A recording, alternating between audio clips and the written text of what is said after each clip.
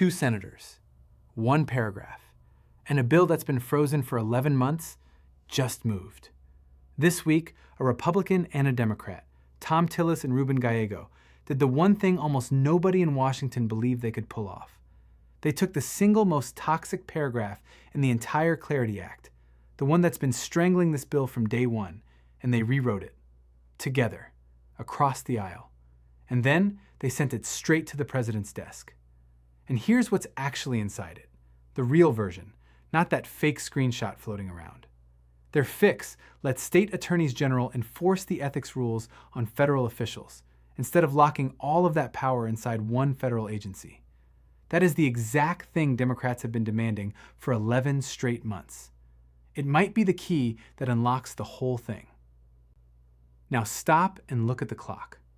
7 days, 3 votes, 60 senators, and 1 man in the White House who has to decide whether to sign a bill that could cost him billions of his own dollars. That's not a movie plot. That's the Clarity Act, right now, this morning. And almost everyone is asking the wrong question. Is XRP in the deal?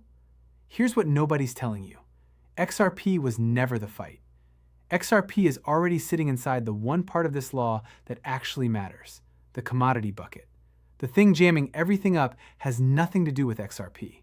It's about whether a sitting president can keep making money off the very industry he regulates. So before you scroll, and I know your thumb is right there, let me show you exactly what landed on that desk, exactly how the 60 votes break down, and exactly what it means for every single XRP holder watching this. Because this next week, it changes everything. Quick heart-to-heart before we dive in. I'm not a financial advisor, and nothing here is a promise about price. It's my read on the news, shared with you like I'd share it with family at the dinner table. Politics moves fast, and things can flip overnight. So do your own homework and never risk what you can't afford to lose. We're in this together, and we're in it for the long haul. Let me start by killing a lie. There's a screenshot going around. Senator Lummis's face, and next to it, big, bold letters. New Clarity Act deal. XRP is in. Looks official. Looks like breaking news. She never posted it. It doesn't exist. Somebody made it up. And I want you to sit with that for a second, because it tells you something. When the real story is big enough, people don't need to lie about it. So why did somebody fake a tweet? My honest guess? Because the truth is actually more interesting than the fake. They just didn't do their homework. So here's the truth. On Thursday morning, a new ethics compromise for the Clarity Act was hand-delivered to the White House. This came from Senator Thom Tillis, a Republican from North Carolina, and Senator Ruben Gallego, a Democrat from Arizona. And I want to spell that name right, because half the internet is butchering it. It's Gallego, Ruben Gallego. These two are not natural allies. One's red, one's blue. But they sat down and rewrote the paragraph that's been blocking this entire bill. What does their new version do? It says state attorneys general can enforce the ethics rules on federal officials. Not just the Justice Department, state AGs. That's the change. Now, why does that matter so much? Because the old version put all the enforcement power inside the Department of Justice, which sits inside the executive branch, which answers ultimately to the president. Democrats looked at that and said, "You want us to trust the president's own department to police the president? Come on." That was the deadlock. That was the whole 11-month fight, boiled down to one trust problem. Tillis and Gallego just tried to solve it. Put an independent cop on the beat, the states. And here's your first XRP connection, because this is a channel about XRP, and I'm going to keep bringing it home. Every single day this bill stays stuck, XRP stays living on borrowed legal ground. This ethics fix isn't about XRP directly, but it's the log jamming the whole river. You clear that log, the water moves. And XRP is downstream of everything in this bill. One honest note, and you know I always give it to you straight. The White House hasn't said yes yet. As of this morning, they're reviewing it. So this is a huge step. But it's a step, not a signature.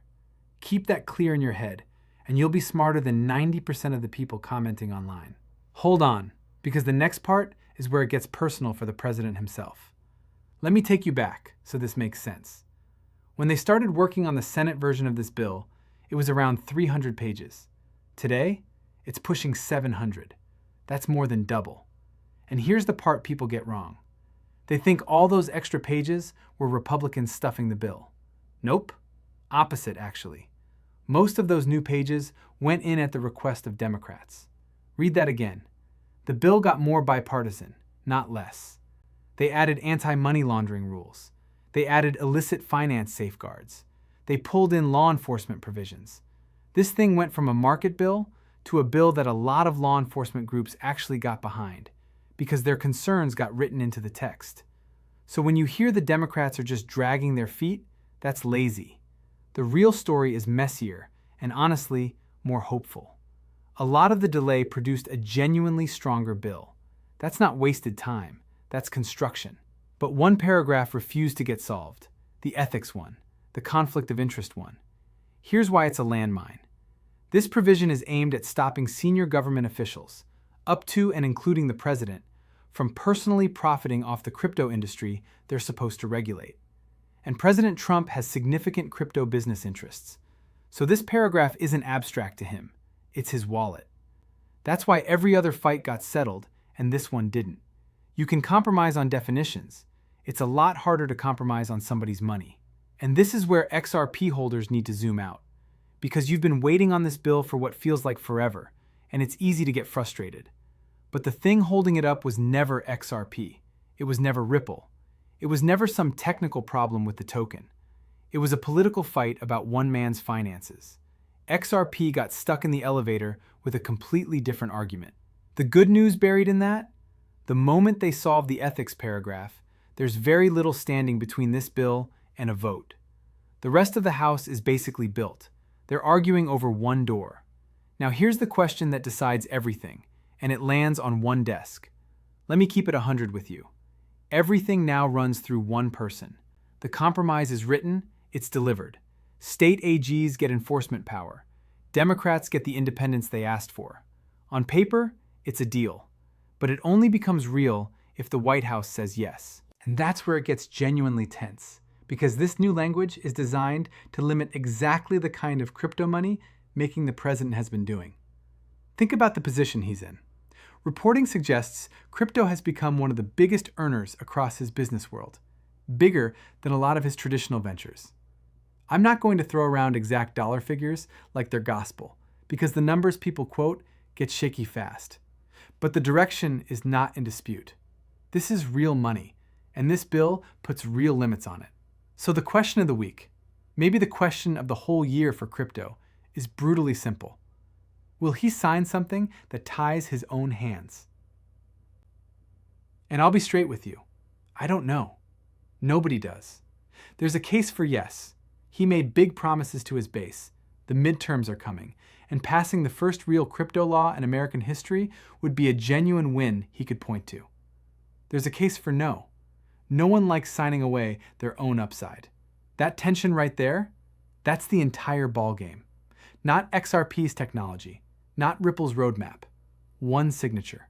And here's why you, as an XRP holder, should almost be grateful for how this played out. Because when this bill finally passes, whether it's next week or later this year, nobody will be able to say it was rammed through as a favor to crypto.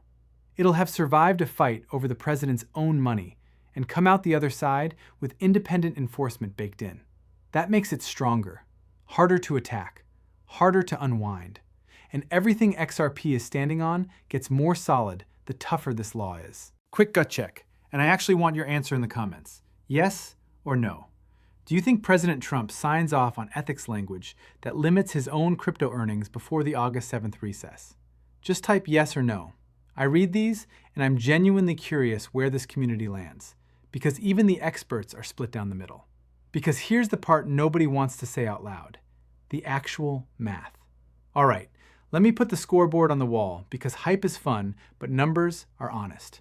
To pass, this bill needs 60 votes in the Senate to get past a filibuster. Republicans hold 53 seats. Do the subtraction. Even if every single Republican votes yes, which isn't guaranteed because some of them have their own issues with the ethics language, you still need around 7 Democrats to cross over.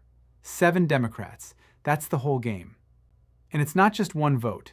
Senator Lummis laid this out in an interview with journalist Eleanor Terrett, and she was refreshingly honest about it.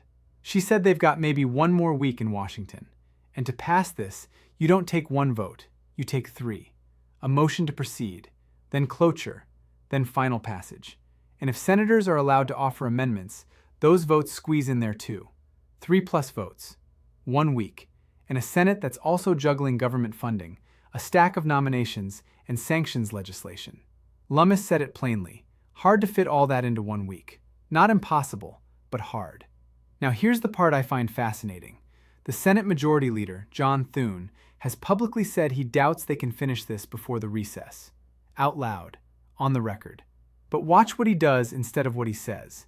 He's kept a slot reserved for this bill for weeks. He said he wants to at least start the process and, in his words, see where the votes are. Why would a leader who thinks it might fail still put it on the floor? 2 reasons. 1, momentum.